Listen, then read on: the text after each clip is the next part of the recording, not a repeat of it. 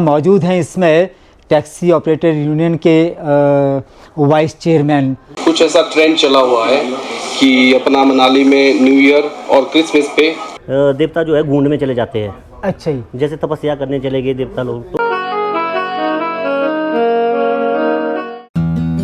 वर्तमान समय में यूं तो पर्यटक वर्ष भर मनाली घूमने के लिए आते हैं, किंतु क्रिसमस, नववर्ष तथा विंटर कार्निवाल आदि विशेष अवसरों पर मनाली में पर्यटकों का आवागमन बढ़ जाता है।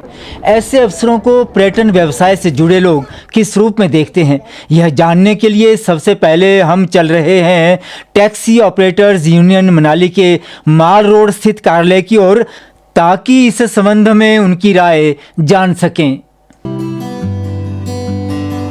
तो अभी मैं क्रिसमस के दिवस पर यहाँ आया हूँ टैक्सी ऑपरेटर यूनियन के ऑफिस में। मेरे साथ घनश्याम कपूर जी और महेंद्र जी मेरे साथ हैं, और विशेषकर यहाँ मौजूद हैं इसमें टैक्सी ऑपरेटर यूनियन के वाइस चेयरमैन। तो इनसे थोड़ी बात करते हैं कि कैसा अनुभव इनका रहता है।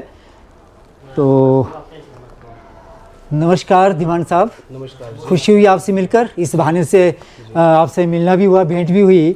तो आज हम क्रिसमस के उपलक्ष्य में यहाँ आए थे और जानना चाहते हैं कि जैसे आज मैं देख रहा हूँ कि काफ़ी सजा हुआ है बाहर क्रिसमस के अवसर पर, तो ये काफ़ी पुराना, जैसे 80-90 के दशक में तो नहीं होता था ऐसा, लेकिन अभी ये कब से शुरू हुआ होगा? जैसे क्रिसमस है या न्यू ईयर है, ये काफ़ी साल पुराना है या कुछ नया नया शुरू हुआ है?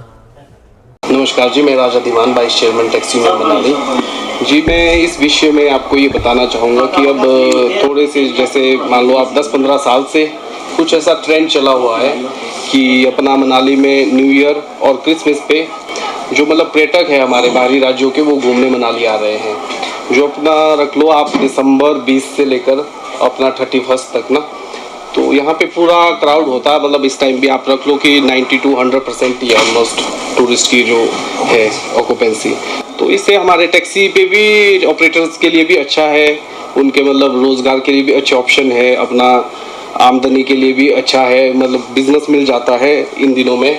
तो हमारे को उम्मीद रहती है न्यू ईयर और क्रिसमस और हमारा मई जून हुआ, जिसमें कि हमारा टूरिस्ट का काफ़ी बूस्ट रहता है, तो अच्छी इनकम हो जाती है हमारे लिए। हम मतलब ये एक फेस्टिवल भी है और हमारे रोज़गार के लिए भी ये बेटर हम मानते हैं कि मतलब इस टाइम का इंतज़ार भी करते हैं जी। अपना एक जो स्पेशली अभी तो 20 जनवरी से 24 जनवरी में यहाँ जो मनाली का सबसे है विंटर कार्निवल के नाम से बनाया जाता है फेस्टिवल। पहले ये न्यू ईयर के टाइम पे होता था, अभी थोड़ा सा ये जनवरी 20 से 24 के लिए बनाया जा रहा है। तो इसमें हमारे जो टूरिस्ट वगैरह के लिए ये है कि यहाँ का जो ट्रेडिशन है वो देखने को मिलता, अपनी नाटी देखने को मिलती है, और अपना फेस्टिवल में बाहर से आए हुए लोगों का उनका भी फोक डांस हो गया, कोई कल्चर प्रोग्राम हो गया, तो वो देखने को मिलता है। तो अपेक्षा, और हमारा सोलंग वैली में इनकेस अगर स्नो होती है तो विंटर्स गेम्स का आयोजन होता है, स्की का आयोजन, तो ये भी टूरिस्ट के लिए एक अच्छा वो है जी। जो मैंने क्रिसमस और न्यू ईयर का, वैसे तो टूरिस्ट जो हमारा स्नो है मनाली का, रोहतांग पास में जो स्नो या सिसु में, उसके लिए टूरिस्ट की अपेक्षा होती है कि इस टाइम हमारे को स्नोफॉल मिलेगा या मनाली में स्नो मिलेगा, ये चीज़ होती है। पर अभी तो ऐसा है कि रोहतांग में भी स्नो मिल रहा है या शिंकुला में है स्नो। आने वाले समय में उम्मीद है कि जनवरी या फरवरी में आपको यहाँ मनाली मॉल रोड में ही स्नो और स्नोफॉल का नज़ारा देखने को मिलेगा। जनवरी में? जी जी जी।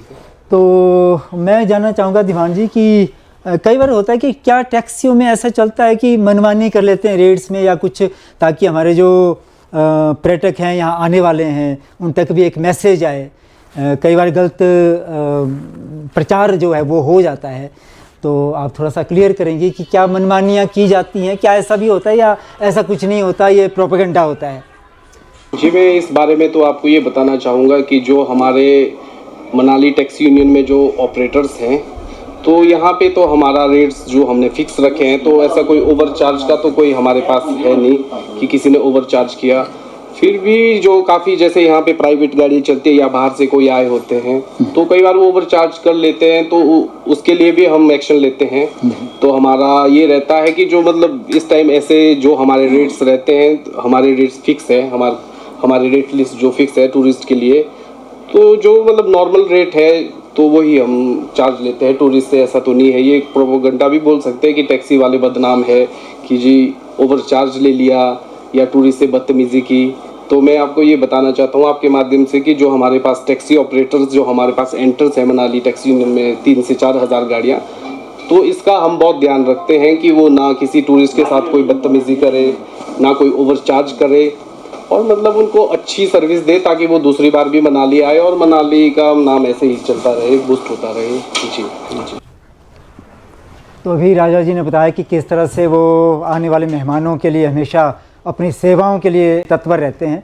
यहाँ बहुत अच्छी सर्विसेज जो हैं वो दी जाती है, खासकर जहाँ तक ताल्लुक़ उन लोगों का है जो टैक्सी ऑपरेटर यूनियन से जुड़े हुए लोग हैं।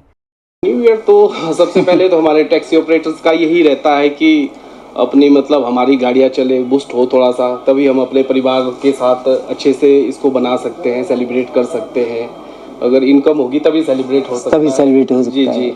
तो यही रहता है कि इन दिनों में हम थोड़ी सी अच्छी मेहनत करते हैं, टूरिस्ट को अच्छी सर्विस देते हैं, ताकि हमारे जो साल भर की जो गाड़ी की किश्त है या उसके टैक्सीज है या इंश्योरेंस है वो हमारे अच्छे से पे हो जाए, मतलब हमारे पास, और अपने जो इनकम के सोर्स खर्चे हैं वो भी इन 10 से 15 दिनों में हमारा रहता है कि थोड़ा सा हमारे जो साल के जो टैक्सी वालों के जो खर्चे हैं वो पूरे हो जाए। बाकी हमारे यही है मतलब सेलिब्रेशन का। तो बिल्कुल आजीविका तो पहले है और पर्यटन तो व्यवसाय के अंतर्गत आता है, आप सभी जानते हैं। तो व्यवसाय में थोड़ा सा ध्यान तो रहता ही रहता है अपना। जैसे इन्होंने बताया कि टैक्सियाँ जो हैं वो बैंक के माध्यम से ली गई होती हैं, और तो उनका खर्चा भी निकलता रहे और जो आने वाले पर्यटक हैं उनको भी सुविधाएं जो है वो पूरी मिलती रहें। राजा जी, आप क्या पर्यटकों से कोई अपेक्षा रखते हैं कि यहाँ मनाली में आएँ, तो क्या कुछ अपेक्षाएं हैं, कोई संदेश आप उनको देना चाहें? जी, आपके माध्यम से तो मैं यही संदेश देना चाहता हूँ पर्यटकों को कि जो अपनी गाड़ी लेके जो आते हैं पर्यटक, थोड़ा सा यहाँ पे रोड्स की जो कंडीशन है या ट्रैफिक है उसके हिसाब से ओवरटेकिंग ना करे, तो थोड़ी सी रैश ड्राइविंग ना करे, तो इन चीज़ों का ध्यान रखें। बाकी जो हमारे टैक्सी वाले हैं हम उनको भी बताते हैं टाइम से कि अपना रैश ड्राइविंग ना करे, ओवरटेकिंग ना करे, टूरिस्टों से बदतमीज़ी ना करे, और टूरिस्टों को अच्छी सर्विस दे। जितना हम अच्छी सर्विस देंगे तो मतलब वो रिपीट आएंगे क्लाइंट्स या उनके कोई रिलेटिव्स आएंगे। तो हमारा यही रहता है इस प्रोफेशन में कि जितना हमारी सर्विस अच्छी रहेगी तो उतना वो हमारे से बार बार आते रहेंगे, हिमाचल आएंगे, मनाली आएंगे और रोहतांग पास वगैरह जाएंगे। सारे एंटर है यहाँ पे 3 से 4 हज़ार गाड़ियाँ। हमारा यही रहता है मोटिव कि अपना टूरिस्ट को अच्छी सर्विस दे और बेस्ट सर्विस दे। अच्छा, 3 से 4 हज़ार तक गाड़ियाँ यहाँ हैं? जी, हमारे पास जो Himachal taxi operator union Himachal नाम से है। हाँ जी जी। तो हमारे पास 3 से 4 हज़ार जो टैक्सी गाड़ियाँ यहाँ पे हमारे पास एंटर है, हमारे साथ जुड़ी हुई है हमारी संस्था में। तो मुझे भी पहली बार पता चला राजा जी के माध्यम से कि यहाँ 3 से 4 हज़ार के लगभग जो हैं गाड़ियाँ रजिस्टर्ड है इस यूनियन के साथ। तो इससे अंदाज़ा लगाया जा सकता है कि जो मनाली गंतव्य है, मनाली जो डेस्टिनेशन है, पर्यटन की दृष्टि से वैश्विक स्तर पर कितना ज़्यादा प्रसिद्ध है। तो बहुत बहुत शुक्रिया, बहुत बहुत धन्यवाद आपका राजा जी। आपसे काफ़ी अच्छी जानकारी मिली और मैं समझता हूँ कि हमारे जो दर्शक हैं वो भी लाभान्वित होंगे। शुक्रिया, धन्यवाद। धन्यवाद जी।